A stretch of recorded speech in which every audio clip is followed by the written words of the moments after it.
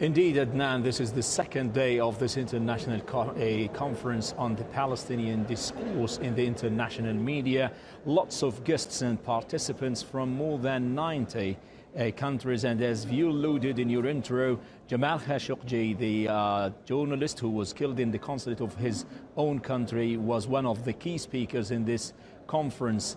We are joined here by a famous Australian journalist who is based in Jerusalem, Antony Loewenstein.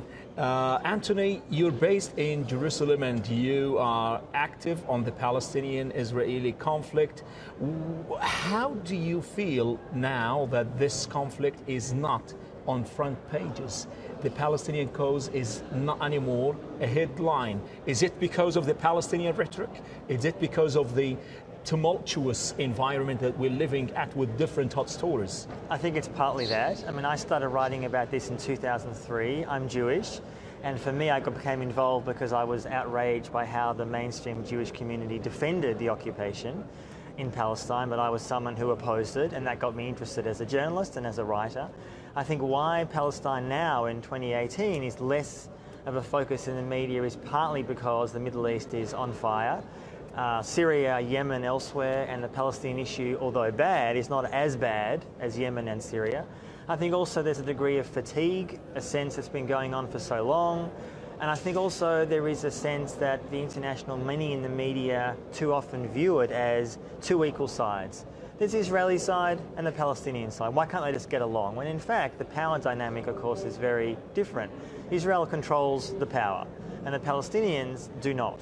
And the Palestinian groups themselves are divided, Palestinian Authority and Hamas, which of course is what Israel has wanted. So there's many reasons. I think in international community, though, support for Palestine, in fact, is increasing. So that's at least some sign of hope, but politically not so much. Don't you think that Israel is right when it presents itself as the only democracy in the Middle East? It is a democracy when you compare with these autocratic regimes in the region killing their own people. Don't you think so? It's not Saudi Arabia, true, but Israel's not a democracy when millions of people under its control are under occupation. So if you're Jewish, it's a democracy, an imperfect one. If you're an Arab Palestinian living in the Gaza or the West Bank, your life is controlled by Israel.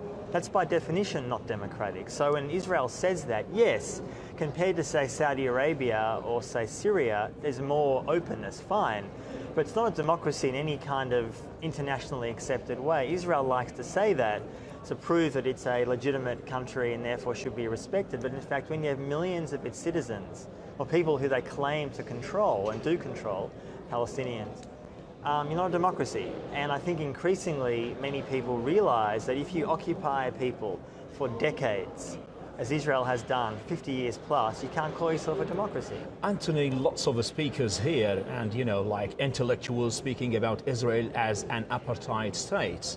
And do you think this is a hyperbole? They're over-exaggerating that Israel practices amount to apartheid practices happening, years ago in South Africa? Apartheid is a term often that's used, and it's not actually just a rhetorical word, it actually has a legal basis. And in fact, in many ways, yes, Israel commits apartheid because it discriminates on racial basis. So if you are Jewish, you have full rights.